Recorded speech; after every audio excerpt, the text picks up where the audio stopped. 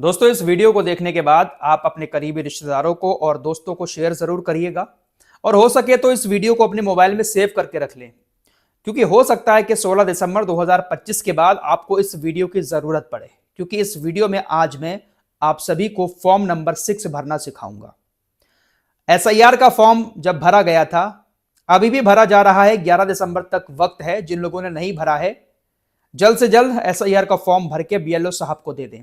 SIR का form तो बहुत इजी था, लेकिन फिर भी एसआईआर का फॉर्म बहुत सारे लोग नहीं भर पा रहे थे। एसआईआर का फॉर्म भरने में भी बहुत ज्यादा मुश्किलों का सामना करना पड़ा था। और अगर ऐसे में फॉर्म नंबर 6 भरना पड़ जाता है 16 दिसंबर 2025 के बाद, तो फिर लोगों की मुश्किलें और ज्यादा बढ़ जाएंगी। लेकिन हम आपकी मुश्किल को आसान बनाने के लिए इस वीडियो को बना रहे हैं।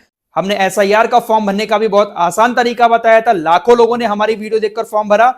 हम आपको फॉर्म नंबर 6 भरना भी सिखाएंगे, क्योंकि 16 दिसंबर 2025 को जो ड्राफ्ट वोटर लिस्ट जारी हो रही है, उस वोटर लिस्ट में जिन लोगों ने एसआईआर का फॉर्म भरा है उनके नाम नहीं आते हैं, तो फिर उनको नई वोटर लिस्ट जो फरवरी में जारी होगी उसमें अपना नाम लाने के लिए फॉर्म नंबर 6 भरना होगा। भले ही आपका नाम 2003 की वोटर लिस्ट में है, भले ही आपके परिवार वालों का नाम 2003 की वोटर लिस्ट में है, आपने एसआईआर का फॉर्म भरा है, लेकिन फिर भी किसी ना किसी बेस पर हो सकता है कि आपका फॉर्म रिजेक्ट हो जाए। तो ऐसी कंडीशन में आपको नई वोटर लिस्ट में अपना नाम दोबारा से जुड़वाने के लिए फॉर्म नंबर 6 भरना होगा।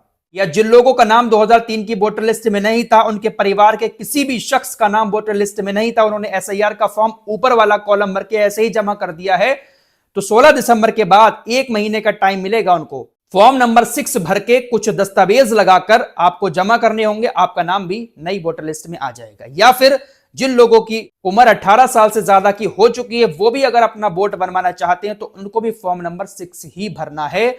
और जो फरवरी में नई वोटर लिस्ट जारी होगी, फाइनल लिस्ट, उस लिस्ट में आप सभी का नाम आ सकता है। आइए मैं आपको फॉर्म नंबर 6 भरना सिखाता हूं, क्योंकि बीएलओ साहब से अगर आप कहेंगे कि भर दें हमारा फॉर्म, उनके ऊपर तो वैसे ही इतना लोड था, वो कैसे भर पाएंगे। तो मैं आपको बहुत आसान तरीका बताता हूं। फॉर्म ले लें बीएलओ साहब से, या फिर आप डाउनलोड कर लें खुद फॉर्म नंबर 6, और भरने का तरीका मैं आप लोगों को बता देता हूं। फॉर्म नंबर 6 कुछ इस तरह का होगा। यह इंग्लिश में भी हो सकता है और हिंदी में भी हो सकता है। तो सबसे पहले हमें यहां पर लिखना है विधानसभा निर्वाचन क्षेत्र की संख्या और नाम। जब मैंने एसआईआर का फॉर्म भरना सिखाया था, तब मैंने आपको बताया था कि ये जो निर्वाचन क्षेत्र की संख्या है, ये आपको वोटर लिस्ट जो अभी की है उसके पहले पेज पर लिखी हुई मिल जाएगी। तो वहां से उठाकर आप यहां पर लिख दें, या बीएलओ साहब से पूछ लें निर्वाचन क्षेत्र की संख्या क्या है। आपकी विधानसभा क्या लगती है, जैसे मेरी पीलीभीत है, तो मैंने यहां पर पीलीभीत लिख दिया। अगर आपको अपनी विधानसभा की डिटेल मालूम नहीं है, तो आप यहां पर दूसरे कॉलम में लोकसभा की डिटेल भर सकते हैं। अगर विधानसभा की मालूम है तो विधानसभा की लिख दें, लोकसभा की मालूम है तो लोकसभा की लिख दें, और दोनों मालूम है तो दोनों की डिटेल आप यहां पर भर सकते हैं। अब आते हैं नीचे। यहां पर आपको अपना नाम लिखना है, और यह नाम आपको अपने राज्य की भाषा में लिखना है। उत्तर प्रदेश में हिंदी लिखी जाती है तो हिंदी में लिखें, गुजरात में गुजराती लिखी जाती है, कहीं पर मराठी लिखी जाती है। तो आपके राज्य की जो भी लोकल भाषा हो, उस भाषा में आप अपना नाम लिखेंगे। जैसे मेरा नाम मोहम्मद फराज मलिक है, तो सबसे पहले मैंने इस कॉलम में मोहम्मद लिखा है, फिर बीच में फराज लिखा है, और उपनाम मलिक है, तो यहां पर मैंने मलिक लिख दिया, मोहम्मद फराज मलिक। इसी तरीके से आपको अपना नाम लिखना है। मोहम्मद साहिल खान है तो साहिल खान लिख देंगे। उसके बाद नीचे वाले कॉलम में इंग्लिश में अपना नाम लिखना है। आप किसी भी राज्य से हैं, लेकिन आपको इंग्लिश के कैपिटल लेटर्स में अपना नाम लिखना है। जैसे मैंने यहाँ पर मोहम्मद लिखा, नीचे वाली लाइन में फराज, और यहाँ पर मलिक, मोहम्मद फराज मलिक। अब ये जो नीचे कॉलम दिखाई दे रहा है, इसमें आपको अपने संबंधी का नाम लिखना है। पिता का नाम लिख सकते हैं, माता का नाम, पति का नाम, या पत्नी का नाम। तो मैं यहाँ पर अपने पिता का नाम लिख रहा हूं, तो पिता के नाम के आगे मैंने टिक कर दिया। यहां पर मैंने अपने पिता का नाम लिख दिया, वही अपने राज्य की भाषा में। यहां पर हिंदी है तो हिंदी लिख दिया। अगर कोई गुजरात से देख रहा है तो गुजराती में यहां पर लिखना होगा। जो भी आपके राज्य की लोकल भाषा हो उसमें नाम लिखना होगा।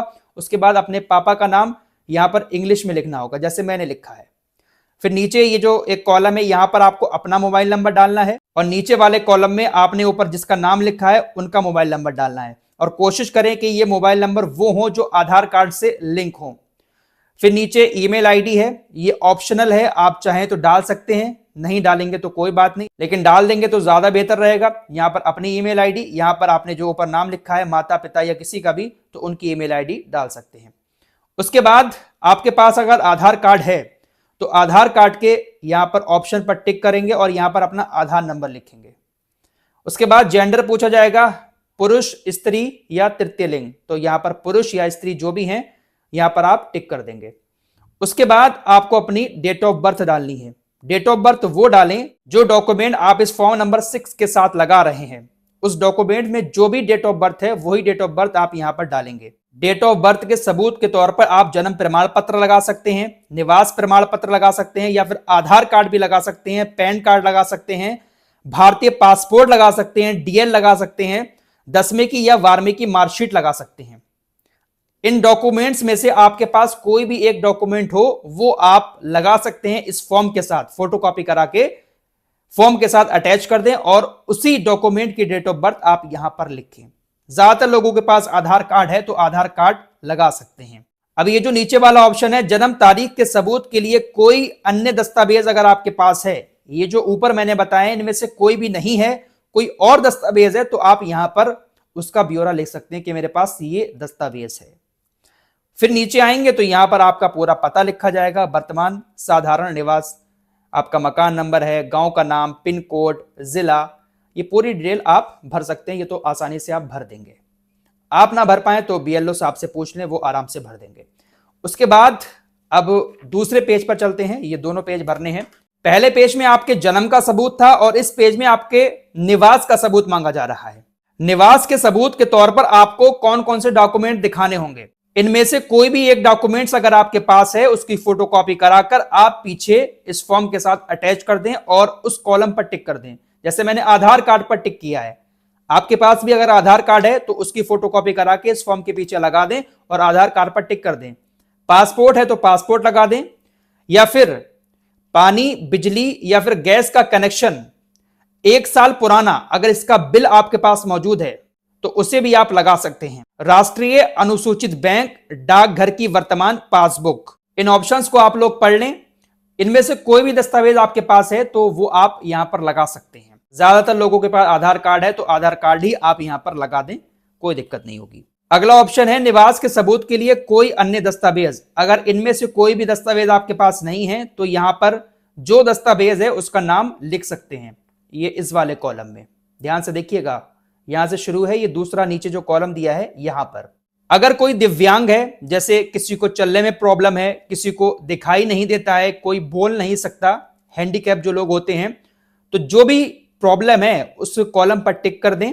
और अगर आपके पास इसका सर्टिफिकेट भी है, जैसे दिव्यांग लोगों के पास सर्टिफिकेट होता है, हैंडीकैप होते हैं, बोल नहीं पाते हैं, तो एक सर्टिफिकेट उनके पास होता है, तो उसकी जानकारी भी आप यहां पर दे दें। अगर है तो हाँ लिख दें, नहीं है तो नहीं पर टिक लगा दें। उसके बाद आपको 10 नंबर में यहां पर अपने परिवार के सदस्य का नाम लिखना है, तो आप अपने पापा का नाम लिख दें, संबंध में पिता लिख दें और पापा का यहां पर ईपीआईसी नंबर डाल दें। फिर नीचे यहां पर आपको घोषणा करनी होगी कि मैं इस देश का नागरिक हूं, मेरा जन्म, जैसे मैंने यहां पर लिखा है पीलीभीत, आपका जिस गांव में भी जन्म हुआ है उस गांव का नाम लिख दें। आपका जो जिला है यहां पर जिला डाल दें और यहां पर आपको अपने राज्य का नाम डालना है। जैसे मैंने उत्तर प्रदेश डाला है, आपको अपने राज्य का नाम डाल देना है।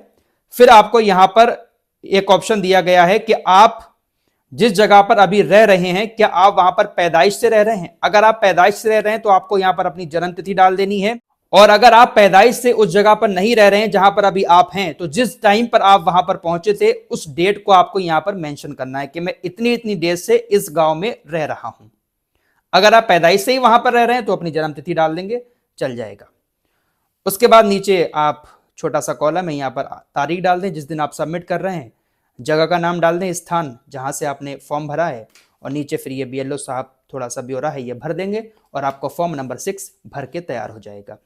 तो बहुत सारी चीजें मैंने इसमें बता दी हैं।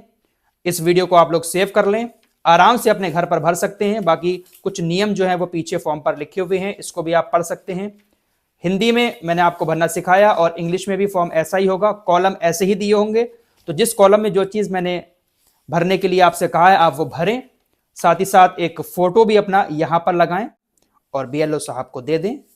आपका जो नाम है आने वाली नई वोटर लिस्ट में जोड़ दिया जाएगा। तो ज्यादा सबूत नहीं मांगे जा रहे हैं, ज्यादातर काम आधार कार्ड से चल रहा है। फॉर्म नंबर 6 भरने का तरीका मैंने आपको बता दिया है। एसआईआर का फॉर्म भरने में बहुत दिक्कतें आई थी, तो इसको तो बहुत मुश्किल से लोग भर पाते, इसलिए मैंने आपको बता दिया है। आप इस वीडियो को सेव जरूर कर लें।